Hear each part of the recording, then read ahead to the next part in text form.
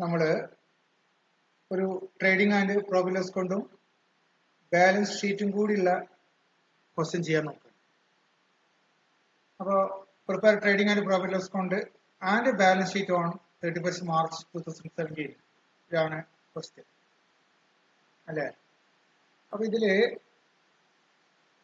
ആദ്യം നമുക്ക് ഈ ഐറ്റംസിനൊക്കെ ഒന്ന് പരിചയപ്പെടണം നല്ലതാണ്. എന്ന് പറഞ്ഞാൽ ഈ ഏതൊക്കെ കാറ്റഗറിയിൽ വരുന്നതാണ് ഈ ഐറ്റംസ് എന്നൊക്കെ നമുക്ക് ആദ്യം നോക്കാം.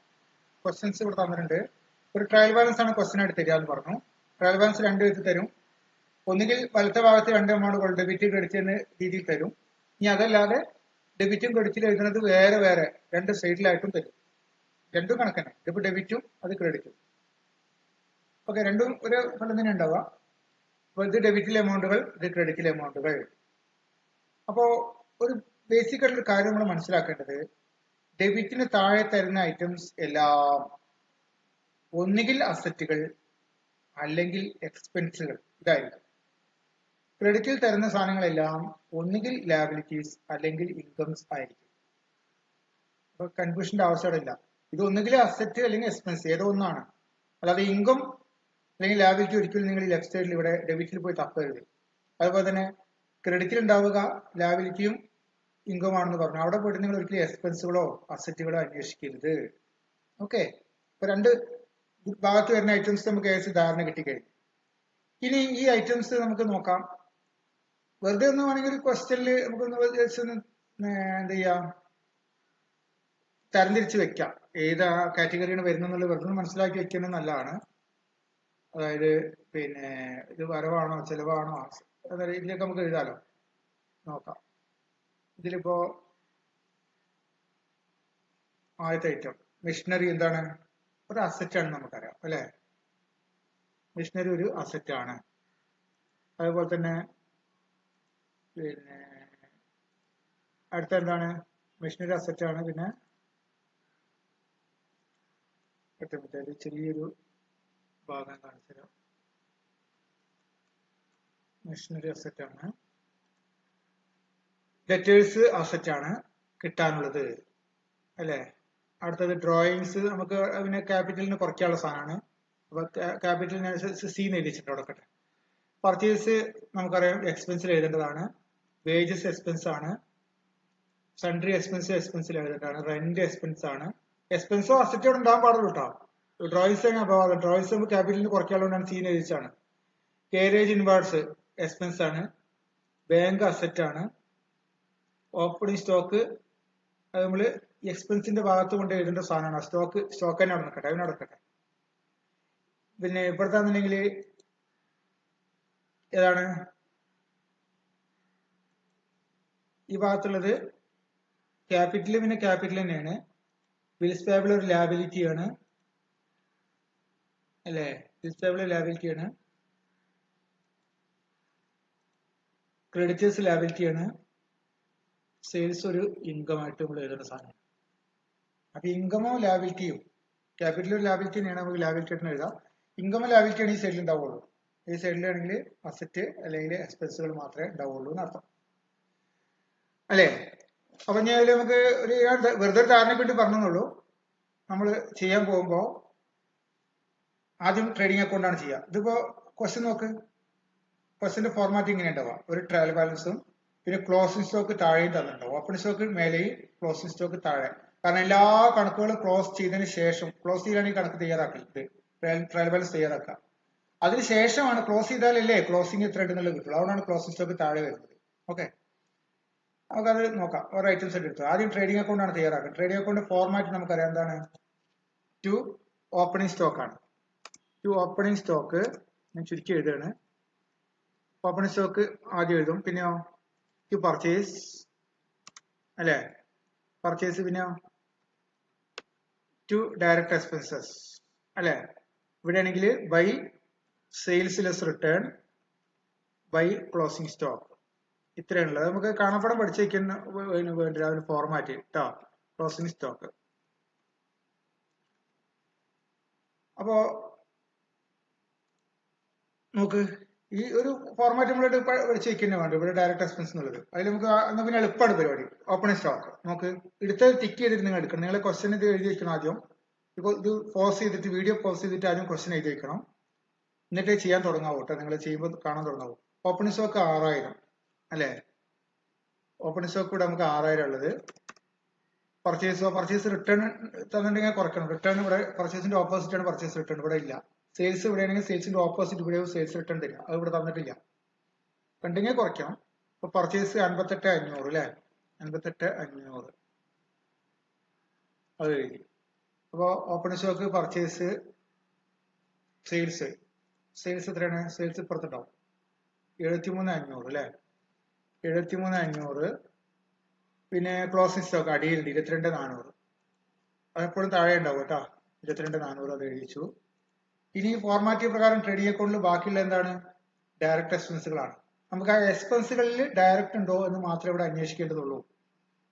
നമ്മള് പറഞ്ഞ എന്താണ് എക്സ്പെൻസുകളിൽ നോക്ക്. ഇവിടെ എക്സ്പെൻസ് പർച്ചേസ് നമ്മൾ ആദ്യം എഴുതി. പിന്നെ വേജസ് ഒരു ഡയറക്റ്റ് എക്സ്പെൻസ് അല്ലേ? കാരണം പ്രൊഡക്ഷനെ നേരിട്ട് ബാധിക്കും, തൊഴിലാളികളാണല്ലോ. അപ്പൊ തൊഴിലാളികളുടെ ചെലവ് എന്ന് പറഞ്ഞത് ഡയറക്റ്റ് എക്സ്പെൻസ് ആണ്. നമ്മൾ ഡയറക്റ്റ് എക്സ്പെൻസ് ആയിട്ട് എഴുതി 15,000 രൂപ. പിന്നെയുള്ളത് എക്സ്പെൻസ് നോക്ക്, റെന്റ് ആണ്. റെന്റ് വാടക, ഡയറക്റ്റ് അല്ല. സൺട്രി ജനറൽ ആണ്, പൊതുവിലുള്ള ചെലവുകൾ. അങ്ങനത്തെ സൺട്രി അല്ലെങ്കിൽ ജനറൽ എക്സ്പെൻസ് അങ്ങനത്തെ ഒന്നും ഡയറക്റ്റ് അല്ല. കേരേജ് ഇൻവാർഡ്സ്, സ്ഥാപനത്തിനുള്ളിലേക്ക് വണ്ടിക്കൂലി, അത് ഡയറക്റ്റ് ആണ്. കാരണം എന്താണ്? ഉള്ളിലേക്ക് ഐറ്റംസ് കൊണ്ടുവന്നിട്ടില്ലാണ്ടെങ്കിൽ പ്രൊഡക്ഷൻ നടക്കില്ലല്ലോ. കേരേജ് ഇൻവാർഡ്സ് അത് എത്ര? 450 രൂപ. പിന്നെ എന്തെങ്കിലുണ്ടോ? പിന്നെ എക്സ്പെൻസ് വേറെ ഒന്നുമില്ലല്ലോ. ഓക്കെ, എക്സ്പെൻസ് 2-3 നമ്മളിപ്പോ 2 എടുത്തു കഴിഞ്ഞു. 2 ഡയറക്റ്റ് ആണ്. എടുത്തൊക്കെ ടിക്ക് കഴിഞ്ഞാൽ എടുത്തത് പിന്നെ വേറെ എടുക്കരുതോ. ഇനിയിപ്പോ ഇതിൽ എടുക്കാത്ത ഈ 2 ഐറ്റംസ് ഉള്ളത് പ്രോഫിറ്റ് ലോസ് അക്കൗണ്ടിലേക്കുള്ളതായിരിക്കും. കാരണം അത് ഇൻഡയറക്റ്റ് ആണ്. അപ്പൊ അതിന്റെ ഫോർമാറ്റ് ഇവിടെ കഴിഞ്ഞു. ട്രേഡിംഗ് അക്കൗണ്ട് കഴിഞ്ഞു. ട്രേഡിംഗ് അക്കൗണ്ട് ഫോർമാറ്റ് പ്രകാരം opening stock purchase less return direct expenses. ഇവിടെ sales less return closing stock. നമ്മളെ ഫോർമാറ്റ് പ്രകാരം ഐറ്റംസ് ക്വസ്റ്റ്യൻ ഉള്ളത് കഴിഞ്ഞു. 2 സൈഡിൽ സെപ്പറേറ്റ് കൂട്ടി നോക്കാം. എവിടെയാണ് കൂടുതൽ നോക്കുക? അത് ഇവിടെ കൂടാനാണ് സാധ്യത. കാരണം ഇവിടെ 73, ഇവിടെ എത്രയുണ്ട്? ഇവിടെ 95,900 ഉണ്ട് അല്ലെ? 95,900. ഇപ്പുറത്ത് 95,900 ഇല്ല, അത്ര ഉണ്ടാവില്ല. 95,900 എന്ന ടോട്ടല് ഇവിടെ ഇല്ല. ഇവിടെ എത്രയുള്ളതാകെ? ഇവിടെ ബാലൻസ് എത്ര ഉണ്ട് നോക്കാം. ബാലൻസ് എങ്ങനെ കാണാം നമുക്ക്? ഇവിടെ കൂട്ടി വെക്കി കഴിഞ്ഞാൽ ഇത്ര ബാലൻസ് ഒന്ന് കിട്ടും. ബാലൻസ് എത്രയാണ്? ഇവിടെ 799,50 ഉള്ളു അവിടുത്തെ ടോട്ടൽ അല്ലേ? അപ്പൊ നമ്മള് 95,900 വരവും എത്ര ചെലവുണ്ട്? 799,50 ചെലവുണ്ട് അല്ലേ? അപ്പൊ എത്ര ലാഭം എത്ര കിട്ടും? ലാഭം എത്ര കിട്ടുക? ലാഭം നമുക്ക് പിന്നെ കുറച്ച് കഴിഞ്ഞാല് 95,900 അല്ലെ? 95,900 നിന്ന് വേറെ നമ്മള് ചെയ്ത് വെക്കന്നെ വേണം കേട്ടോ. 95,900 നിന്ന് എന്ത് കുറക്കണം? 799,50 കുറച്ചാൽ നമുക്ക് 15,950 കിട്ടും. 15,950 അല്ലെ? 15,950 കിട്ടും. ആ 15,950 ആണ് ഇവിടുത്തെ ലാഭം, ഗ്രോസ് പ്രോഫിറ്റ്. ഇത്രയും കുറവിടുണ്ട് അല്ലെ? അപ്പൊ അതിന്റെ മാർഗത്തെ എളുപ്പ വഴി എന്നാണ് ഇവിടെ വേറെ കൂട്ടുക. രണ്ടിടത്തും വേറെ ടോട്ടലും വേറെ കൂട്ടി വയ്ക്കുക. ആ ടോട്ടലിൽ നിന്ന് കുറച്ച് കഴിഞ്ഞാൽ ഇവിടെ ആൻസർ കിട്ടി. ഇവിടെ ഇത്രയും കുറവാണുള്ളത്. ആ കുറവിന് നമ്മൾ എന്ത് പേര്? ലാഭമാണത് അല്ലെ? എന്ത് ലാഭം തന്നെ വിളിക്കുക? ഗ്രോസ് പ്രോഫിറ്റ് എന്നാണ് വിളിക്കുക. ഗ്രോസ് പ്രോഫിറ്റ് ഫസ്റ്റ് കിട്ടുമ്പോൾ നമ്മൾ അതിനെ ക്യാരി ഡൗൺ എന്ന് എഴുതി വയ്ക്കും. Carry down. അപ്പോൾ ട്രേഡിംഗ് അക്കൗണ്ട് ഇവിടെ അവസാനിച്ചു അല്ലെ? ട്രേഡിംഗ് അക്കൗണ്ട് ഇവിടെ അവസാനിച്ചു കഴിഞ്ഞു. ഈ ടോട്ടലോട് കൂടി ട്രേഡിംഗ് അക്കൗണ്ട് അവസാനിച്ചു. ഇനി ഇവിടെ നിങ്ങളുടെ താഴ്ത്തിയുള്ള ഈ ഭാഗം നമ്മൾ പ്രോഫിറ്റ് ആൻഡ് ലോസ് അക്കൗണ്ട് എന്നാണ് വിളിക്കുക. അതിന് വേറെ ഹെഡിങ് എഴുതേണ്ട ആവശ്യമില്ല, ഇവിടെ തന്നെ ഉണ്ട്. പല കുട്ടികൾ ഇവിടെയൊക്കെ വരയ്ക്കും. ഇവിടെ നിന്ന് വരയ്ക്കാൻ നിൽക്കരുത്. നിങ്ങൾ അവിടെ ആ ഉള്ളത് പോലെ തന്നെ എഴുതിയാൽ മതി കേട്ടോ. അതേപോലെ വരയ്ക്കാൻ നിൽക്കരുത്. അപ്പൊ നമുക്ക് ബാക്കിയുള്ള എന്താണ്? ഈ പ്രോഫിറ്റ് ലോസ് അക്കൗണ്ടാണ്. പ്രോഫിറ്റ് ലോസ് അക്കൗണ്ടിൽ വരവുകളും ചെലവുകളും ബാക്കിയുള്ള ചെലവുകൾ എടുക്കുക അല്ലെ? ഇവിടെ ആദ്യം ചെലവിന്റെ കാര്യം നോക്കാം. ചെലവിൽ ഇപ്പൊ നമ്മൾ പർച്ചേസ് എടുത്തു, വേജസ് എടുത്തു. ഈ സൺട്രി എക്സ്പെൻസും റെന്റും മാത്രമാണ് ഇനി എടുക്കാൻ ബാക്കിയുള്ളൂ അല്ലെ? സൺട്രി എക്സ്പെൻസ് 600 നമുക്ക് എടുക്കാം. To sundry expenses sundry expense എത്രയാണ്? സൺട്രി എക്സ്പെൻസ് നമുക്ക് പറയാം 600. പിന്നെ റെന്റ് 1350 അല്ലേ? റെന്റ് 1350. അപ്പോ ആ രണ്ടും ആയി കഴിഞ്ഞു. പിന്നെ വേറെ ഒന്നും ഇപ്പൊ ചെലവായിട്ടില്ല അല്ലെ? ബാക്കിയുള്ള ചെലവുകളും കൂടി എടുത്തു. അപ്പൊ എല്ലാ ചെലവായി കഴിഞ്ഞല്ലോ. നമുക്ക് ഈ വന്നത് കംപ്ലീറ്റ് നമ്മൾ എടുത്തില്ലേ? എല്ലാം നമ്മൾ എടുത്തു കഴിഞ്ഞു. ഇനി ഇവിടെ നോക്ക്, ഇവിടെ ഇൻകത്തില് ആകെ ഒരു ഇൻകം ഉണ്ടായിരുന്നു സെയിൽസ്, വേറെ ഒന്നുമില്ലല്ലോ, വേറെ ഒന്നുമില്ല. അപ്പൊ നമുക്ക് ഒരു കാര്യം, അപ്പൊ ഒരു കാര്യം മറന്നുപോയതാണ്, നിങ്ങൾ മറക്കരുത്. പ്രോഫിറ്റ് ലോസ് അക്കൗണ്ട് ആരംഭിക്കുന്നത് എങ്ങനെയാണ്? ട്രേഡിംഗ് അക്കൗണ്ട് റിസൾട്ട് വെച്ചിട്ടാണ്. അപ്പൊ ട്രേഡിംഗ് അക്കൗണ്ട് ഗ്രോസ് പ്രോഫിറ്റ് ആണെങ്കിൽ ഇങ്ങോട്ട് പ്രോഡക്റ്റ് ചെയ്യണം, ഗ്രോസ് ലോസ് ആണെങ്കിൽ ഇപ്പോഴത്തെ കിട്ടാതിനെ റിവേഴ്സ് സൈഡിലേക്ക് പ്രോഡക്റ്റ് ചെയ്യണം. അപ്പൊ ഗ്രോസ് പ്രോഫിറ്റ് ആണ് ഇവിടെ കിട്ടിയില്ല, അത് നമ്മൾ ആദ്യം എഴുതാൻ മറന്നുപോയി. അപ്പൊ എങ്ങനെ എഴുതണം? ആദ്യം by gross profit brought down എന്ന് എഴുതണം. അതിനിങ്ങോട്ട് കൊണ്ടുവരികയാണ്. B bar D brought down എത്ര രൂപ? 15,950 രൂപ. അതായത് ഈ സ്ഥാനത്തെ എമൗണ്ടിനെ ഇങ്ങോട്ട് ബ്രോഡ് ചെയ്യണം, എന്നിട്ട് തുടങ്ങാൻ പാടുള്ളത്. ഞാൻ എന്നിട്ട് മറന്നാണ്. ഈ ഗ്രോസ് ലോസ് ആയിരുന്നെങ്കിൽ ഇപ്പുറത്തെ കിട്ടിയിട്ടുണ്ടാവും, അതിനിങ്ങോട്ട് ബ്രോഡ് ചെയ്തിട്ടും ഏതെങ്കിലും ഒന്നല്ലേ ഉണ്ടാവുള്ളൂ. എന്നിട്ടാണ് തുടങ്ങാൻ പാടുന്നത്. ചെലവുകൾ എഴുതി, ഇൻകം വേറെ ഒന്നുമില്ല, വേറെ ഒന്നും ഇല്ലാത്തതുകൊണ്ട് നമ്മൾ വീണ്ടും കൂട്ടുകയാണ്. ഇവിടുത്തെ ടോട്ടൽ എത്രയാണ്? കൂടിയ ടോട്ടൽ 15,950 കൂടുതൽ അല്ലേ? അപ്പൊ 15,950 രണ്ട് സൈഡിലും ഏറ്റവും കൂടുതൽ. ഇവിടെ രണ്ട് സൈഡിലേക്ക് എടുത്ത് എഴുതി. ഇവിടെ 15,950 ഇല്ല, ഇവിടെ ആകെ 1950 ഉള്ളൂ. 1950 ഉള്ളൂ. അപ്പൊ അവിടെ 14,000 കുറവുണ്ട്. 14,000 1950 കൂട്ടിയ 15,950 കിട്ടി അല്ലെ? ഇവിടെ 14,000 ഷോർട്ടേജ് ഇല്ലേ? അപ്പൊ വരവ് കൂടുതലും ചെലവ് കുറവും, ലാഭം. ഈ ഇവിടെ പ്രോഫിറ്റ് ലോസ് കൊണ്ട് കിട്ടുന്ന ലാഭത്തെ നമ്മൾ എന്ത് വിളിക്കും? നെറ്റ് പ്രോഫിറ്റ് എന്നാണ് വിളിക്കുക അല്ലെ? Net profit. അപ്പൊ നെറ്റ് പ്രോഫിറ്റ് എത്ര കിട്ടി? 14,000 രൂപ കിട്ടി. അപ്പോ ഇപ്പൊ എന്താ അവസാനിച്ചു? ട്രേഡിംഗ് അക്കൗണ്ടും പ്രോഫിറ്റ് ലോസ് അക്കൗണ്ടും കൂടി ഇവിടെ അവസാനിച്ചു കഴിഞ്ഞു. ഇനിയുള്ളത് ബാലൻസ് ഷീറ്റ് ആണ്. ബാലൻസ് ഷീറ്റ് ആ ഡേറ്റ് എഴുതിയിരിക്കണം, ഞാൻ എഴുതാനില്ല. ആ ഡേറ്റ് ഉണ്ടല്ലോ, 31 മാർച്ച് 2017, അതോടെ എഴുതണം. കുഴപ്പമില്ല, 31 മാർച്ച് 2017 അത് എഴുതിയേക്കണം, മറക്കരുത്. മറന്നാൽ മാർക്കിനൊക്കെ ബാധിക്കും. ഈ ലാബിലിറ്റീസ് ഇടത്ത ഭാഗത്ത്, അസസ് വലത്തെ ഭാഗത്ത് നോക്കാം. ഇനി ഇവിടെ അസസും ലാബിലിറ്റീസിൽ എടുക്കാനുള്ളത്. അപ്പൊ അത് നമ്മൾ ആദ്യം ലിക്വിഡിറ്റി ഓർഡറിലാണ് എടുക്കേണ്ടത്. അതിനിപ്പോ ഇല്ലെങ്കിലും വലിയ കുഴപ്പമൊന്നുമില്ല. ഏറ്റവും പെട്ടെന്ന് പൈസ എനിക്ക് മാറ്റാവുന്ന ആദ്യം ആ രീതിയിലാണ് എടുക്കേണ്ടതെന്നൊക്കെ പറഞ്ഞു. ഇപ്പൊ അതിലേക്ക് ചെറിയ മാറ്റങ്ങൾ വന്നാലും നിങ്ങൾക്ക് അങ്ങനെ മാർക്കൊന്നും ഇല്ലാതെ കുറയില്ല, ശ്രദ്ധിച്ചു വന്നാലും. ഇതിലിപ്പോ ബാങ്കാണ് ഏറ്റവും എളുപ്പം കാശാക്കി മാറ്റാവുന്ന ഈ ലിസ്റ്റിൽ. Bank, debtors, machinery. ഈ ഓർഡർ തന്നെ എഴുതാം. ബാങ്ക്, ഡെറ്റേഴ്സ്, മെഷീനറി എന്ന ഓർഡറിൽ നമുക്ക് 3 അസറ്റുകളാണുള്ളത്. 3 ഞാൻ നിരത്തി എഴുതാൻ പോകും അസറ്റ് സൈഡിൽ. ഓക്കെ. ബാങ്ക്, ഡെറ്റേഴ്സ്, മെഷീനറി ഇല്ല പിന്നുള്ളത്. Bank, debtors, machinery. Okay, machinery. Okay, അതിലെ എമൗണ്ടുകൾ നമുക്ക് എഴുതി നോക്കാം. എത്ര ബാങ്ക് എത്രയായിരുന്നു? ബാങ്ക് 4,500, 4,500, 21,600. ബാങ്ക് 4,500, അടുത്തത് 21,600. പിന്നെ മെഷീനറി എത്രയായിരുന്നു? മെഷീനറി 27,000 രൂപ. 27,000. അപ്പൊ ഇവിടെ ഡെബിറ്റ് സൈഡിലുള്ള ഐറ്റംസ് ഇത് കഴിഞ്ഞു. ആ ഡ്രോയിങ്സിന് അവിടെ ബാക്കിയുള്ളൂ. ആ ഡ്രോയിങ്സ് നമുക്ക് ക്യാപിറ്റലിൽ നിന്ന് കുറയ്ക്കാനുള്ള, ബാക്കിയെല്ലാം നമ്മൾ എടുത്തില്ലേ? ഇപ്പൊ ഓപ്പൺ സ്റ്റോക്കും ബാങ്കും ബാക്കിയെല്ലാം നമ്മൾ എടുത്ത് കഴിഞ്ഞു. എല്ലാം ടിക്ക്, ഓരോ ടിക്ക് വന്നിട്ടുണ്ടാവും. ഇനി ലാബിലിറ്റി സൈഡിലേക്ക് വരാം. ഈ ലാബിലിറ്റിയുടെ ഭാഗത്തേക്ക് അത് 3 ഉണ്ട്. 3 ലാബിലിറ്റീസ്. ഇൻകം സെയിൽസ് നമ്മൾ ആദ്യം എടുത്തു, ഇനി 3 എടുക്കാനുള്ളത്. അത് ക്രെഡിറ്റേഴ്സ്, ബിൽസ് പേബിൾ, ക്യാപിറ്റൽ അല്ലെ? ക്രെഡിറ്റേഴ്സ്, ബിൽസ് പേബിൾ, ക്യാപിറ്റൽ നമുക്കിവിടെ എഴുതാം. Creditors, bills payable, capital. ഈ 3 നമുക്കുള്ളത് ആകെ. അപ്പൊ 3 എമൗണ്ടുകൾ എഴുതിക്കാം. ക്രെഡിറ്റേഴ്സ് എത്രയായിരുന്നു? 1,400, 2,800, 60,000. 1,400, 2,800, 60,000 അല്ലേ? ആ ക്യാപിറ്റലിൽ നമുക്ക് എന്ത് ചെയ്യണം? ക്യാപിറ്റലിന്റെ കൂടെ കുറച്ച് കൂട്ടാനും കുറയ്ക്കാനൊക്കെ ഉണ്ടാവും എല്ലാ ക്വസ്റ്റിനും. അപ്പൊ നമുക്ക് ഇന്നർ കോളത്തിൽ എഴുതി വയ്ക്കാം. നടക്കട്ടെ. ഡ്രോയിങ്സ് കുറയ്ക്കാനൊക്കെ ഉണ്ടല്ലോ അവിടെ ഒക്കെ.